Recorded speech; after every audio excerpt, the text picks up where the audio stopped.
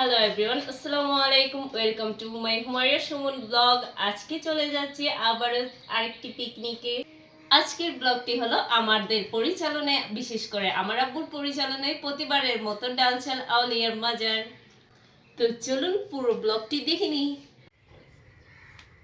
তো আমার ছেলে এখন ঘুমাচ্ছে। নুরাজ, বাবা নুরাজ, ওটো বাবা, পিকনিকে যাবে না? ওটো ওটো।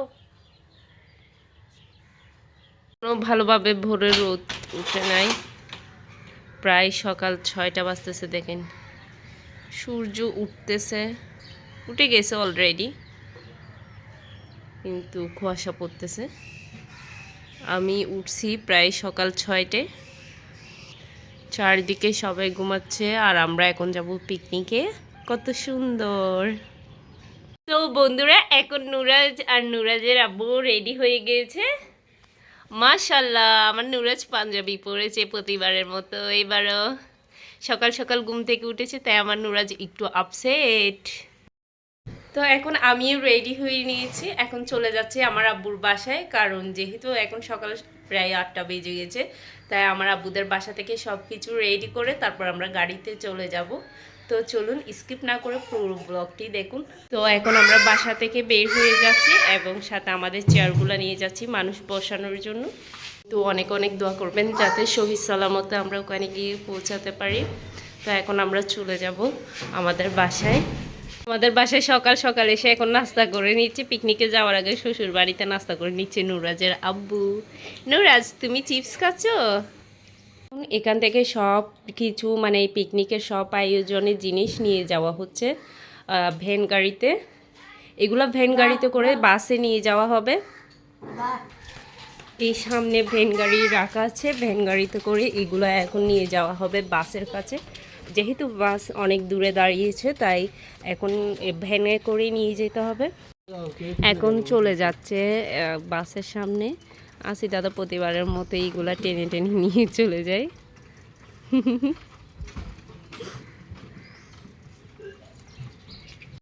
আমরা বাসা থেকে বের হলাম, বের হয়ে এখন গাড়িতে চলে যাচ্ছি। যেহেতু গাড়িটা আমাদের এখান থেকে অনেক দূরে, আমাদের 5 মিনিটের রাস্তা হেঁটে যেতে হবে। তো এখন আমরা চলে যাচ্ছি। নুরাজ হাই বলো। সহি সালামতে যাতে পৌঁছাতে পারি সেই দোয়াটা করবেন সবাই। এখন আমরা গাড়িতে এসে পৌঁছে গেলাম। দেখতে পাচ্ছেন অনেক বড় বাস নেওয়া হয়েছে। তো এখন মানুষ চলে এসেছে সবাই, আরও অনেকে বাকি আছে, সামনের দিকে ফিল আপ হয়েছে। তো গাইস, এখন দেখতে পাচ্ছেন অলরেডি প্রায় সবাই চলে এসেছে। সামনের দিকে ছেলেরা বসেছে এবং সব সিটে মহিলারা বসেছে। আলহামদুলিল্লাহ, আমরা অনেক সুন্দরভাবে সবাই মিলেমিশে তেমন গাদাগাদি করে বসতে হয় নাই। সবাই সবার সিট অনুযায়ী পরিমাণ মতো সুন্দরভাবে বসতে পেরেছে। তো দেখতে পাচ্ছেন এখন অলরেডি গাড়ি পুরো ফিল আপ হয়ে গেছে। এখন শুধু গাড়ি কিছুক্ষণের মধ্যে ছেড়ে দিবে। তো অলরেডি প্রায় 10টার সময় আমাদের গাড়ি ছেড়ে দিয়েছে এবং 10:30টার মধ্যে আমরা সিটি গেট পার হয়ে গিয়েছি। তো আমরা সিটি গেট পৌঁছানোর সাথে সাথে ওখান থেকে আরও কিছু মানুষ উঠবে, তাই আমরা কিছুক্ষণ ওয়েট করব। তার জন্য আমরা সিটি গেট থেমে ওখানে কালু সাহার মাজার আছে, ওখানে যাওয়ার প্রস্তুতি চলছে। তো যারা যারা যাবে তারা এখন সবাই নামতেছে। আমরা যেহেতু আমি বলতে গেলে কখনো যাই নাই, তাই আমিও নামলাম। দেখতে পাচ্ছেন আমরা সবাই এখন হেঁটে হেঁটে ওই মাজারে যাওয়া হচ্ছে।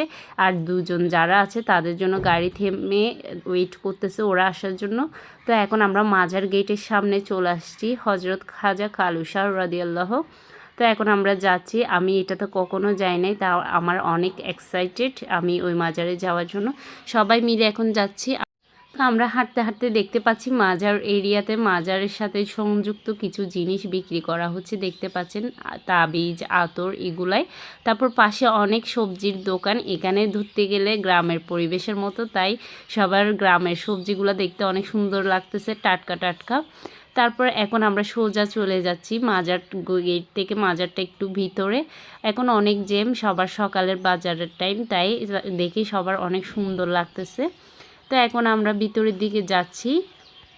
আমরা গল্প করতে করতে হাঁটতেছি আর চারিদিকের পরিবেশ দেখে অনেক সুন্দর লাগছে। এখানে একটা মাদ্রাসাও আছে। সুন্দর শাকসবজিগুলো দেখতে কিন্তু অনেক সুন্দর লাগতেছে। রৌদ্রুর সকালে এইসব গ্রামীণ পরিবেশে এসে আমাদের অনেক ভালো লাগে। যেতে যেতে ঘটে গেল এক অবাক কাণ্ড। আমরা সবাই কথা বলতে বলতে নিজের অজান্তেই চলে গিয়েছিলাম লাস্টের দিকে মাজার ফেলে। তো আমাদেরকে কিছু লোক বলছিল এইদিকে মাজার না, ওর সামনের দিকেই। তো আবার আমরা ব্যাক করেছি। এখন মাজার ফেলে এতিমখানার দিকে চলে গিয়েছিলাম, এখন আমরা মাজারে যাচ্ছি আবার। তো অবশেষে এখন আমরা মাজার গেটে এসে পৌঁছালাম। যারা চিনে তারা আগে চলে যাচ্ছে, আমরা তাদের পিছন পিছন যাচ্ছি। আলহামদুলিল্লাহ আমরা এখন মাজারের সামনে চলে এসেছি। অনেক সুন্দর হালকা গ্রামীণ পরিবেশ, অনেক সুন্দর। এখানে একটা পুকুর আছে। আমরা মাজার ফেলে আবার চলে যাচ্ছি অন্য পাশে। এখন আমাদের গ্রুপে সবাই এসে একসাথে জড়ো হয়েছে, অনেকে গাড়ির মধ্যে আছে।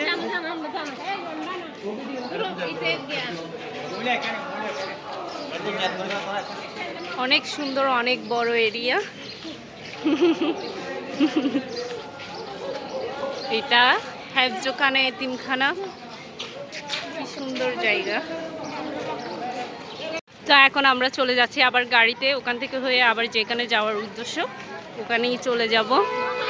তো বন্ধুরা দেখুন গ্রামের কি সুন্দর টাটকা টাটকা শাকসবজি, দেখতে অনেক সুন্দর লাগতেছে। তো এখন বাসে গিয়ে দেখে আমার ছেলের আরেক কাণ্ড, সে এখন বাস চালাতে চাচ্ছে। সে গাড়ির স্টিয়ার নিয়ে এখন খেলা করতেছে, তারপর মাঝে মধ্যে হর্নেও চাপ দিচ্ছে। আমার ছেলে অনেক আনন্দ করতেছে। তো এখন আবার আমরা রওনা দিলাম ডাল চাল মিয়ার মাজারের উদ্দেশ্যে। তার মধ্যে আমাদের সকালের নাস্তাটা দিয়ে দেওয়া হচ্ছে। 10:30টার দিকে আমরা আমাদের গাড়ি আবার রওনা শুরু করলো।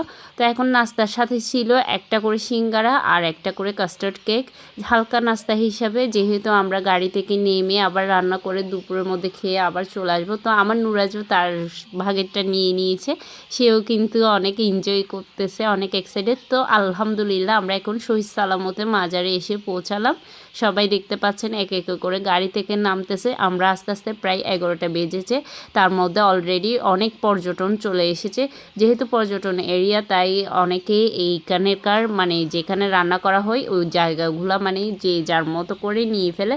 তো এখন আমরা এসে এই জায়গাটা খালি পেলাম, ওখানে রৌদ্র ছিল না, তাই আমরা সুন্দরভাবে আমাদের সবার বসার জন্য স্পেস করে নিলাম। প্রতিবারের মতো আমরা এই জায়গাটাই খালি পাই।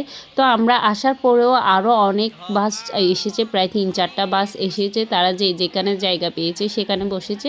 সামনের রাস্তা থেকে শুরু করে পুরো মাজার এরিয়ায় প্রায় পর্যটক এসে পুরাই যায়। তো দেখতে পাচ্ছেন একদিকে একটা আঙ্কেল আচার বিক্রি করতেছে। এটাতে বড়ই ছিল, আনারস ছিল, পেয়ারা ছিল, মিক্সার হিসেবেও বলতে পারেন, অনেক মজা ছিল। আরেক পাশে দেখতে পাচ্ছেন ঝাড়ু ফুল, তাদের পাহাড়ি নানান রকম সামগ্রী, ফল ফ্রুট নিয়ে শাকসবজি থেকে সব শুরু করে তাদের চাষ করা জিনিস। এখন আমি তাদের বড়ই মিক্সারের আচারটা খাচ্ছি, অনেক টেস্ট হয়েছিল। সাথে আমি চালতার আচারটাও খেয়েছি। এখন নুরাজের আব্বুও খাচ্ছে, নুরাজের আব্বু খাচ্ছে আনারসের আচারটা, সেটাও কিন্তু অনেক টেস্টি ছিল। কিন্তু আমি আনারস খাই না, তাই আমি টেস্ট করলাম না। সেই বলতেছে অনেক মজা হয়েছে। তারপর এখন দেখতে পাচ্ছেন সবাই শাক সবজি কাটাকুটির জন্য বসে গিয়েছে। অবশ্যই শাক ছিল না, লাউ দিয়ে ডাল দিয়ে রান্না করা হয়েছিল, সাথে বিরিয়ানি থাকবে, মুরগির রোস্ট থাকবে। তো এইগুলা সবাই একটু কেটে হেল্প করতেছে। যারা মাজারে ওঠার জন্য তারা অলরেডি চলে গিয়েছে। মাজার যেহেতু অনেক উঁচুতে, তাই অনেকে সময় নিয়ে আস্তে আস্তে করে উঠবে। তার মধ্যে দেখতে পাচ্ছেন যে যার মতো চলে এসেছে মাজার জিয়ারত করার জন্য। আরেক পাশে আমার বড় আব্বু রান্না বান্না শুরু করে দিল। প্রতিবারের মতোই আমার বড় আব্বু রান্না করে। কলা কলা কত দিনিস? কত? 200 টাকা। 200 টাকা, অনেক সস্তা হয়েছে। রান্নার মধ্যে ঘটে গেল আরেকটা ঘটনা। সব কিছু এত সুন্দরভাবে নিয়ে যাওয়ার পরেও আমাদের লাকড়ির শর্ট পড়ে গিয়েছে হাসি দাদার জন্য। হাসি দাদা কী করছে, লাকড়ি 1 বস্তা নিয়ে গিয়েছে, তার মধ্যে সবাই লাকড়ি খোঁজাখুঁজি পড়ে গিয়েছে। তো এখন পাহাড়ি এলাকা যেহেতু, সবাই এখন লাকড়ির জন্য একজন মানুষ ঠিক করে এনে উনি এনে দিয়েছে। এখন সুন্দরভাবে রান্না হয়ে যাচ্ছে। আরেকদিকে আমার আব্বু আর নুরাজের আব্বু মিলে লাকড়ি খুঁজতে গিয়েছিল। তো তারা আস্তে আস্তে প্রায় 2টো বেজে গিয়েছে। তারপর আমরা মাজারে উঠতেছি এখন আফরা, আমি, নুরাজের আব্বু মিলে। যেহেতু আমার বাচ্চা ছোট, তাই আমরা নুরাজকে নিয়ে উঠতে পারতেছি না, তাই নুরাজের আব্বুর জন্য ওয়েট করতেছিলাম। তাই এবার আমি অনেক লেট করে উঠেছি।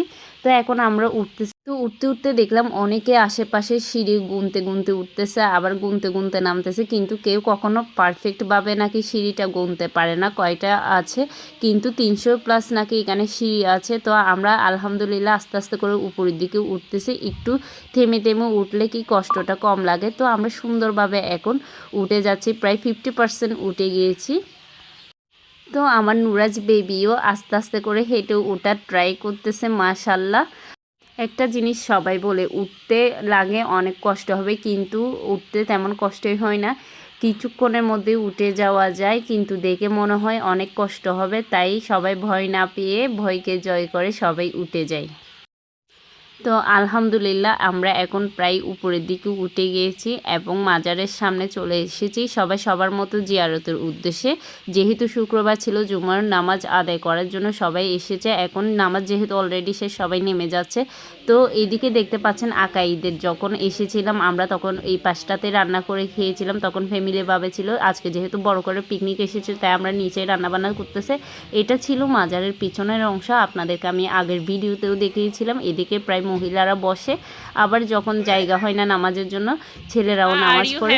এদিকে যেহেতু একটা দোকান ছিল, আমার নুরাজের তো মজা খেতেই হবে, তাই ওর আব্বুকে নিয়ে খেয়ে নিচ্ছে। এখন আমরা সামনের দিকে যাচ্ছি, এটা হচ্ছে মাজারের সামনের অংশ। এই সিঁড়িটা দিয়ে মাজারে ঢুকতে হয়। তো দেখতে পাচ্ছেন মহিলাদের জন্য আলাদা ইবাদতখানা ছিল আর পুরুষদের জন্য আলাদা ইবাদতখানা ছিল। তো আমরা আমাদের কাজ সেরে এখন আমরা নিচে নেমে যাচ্ছি।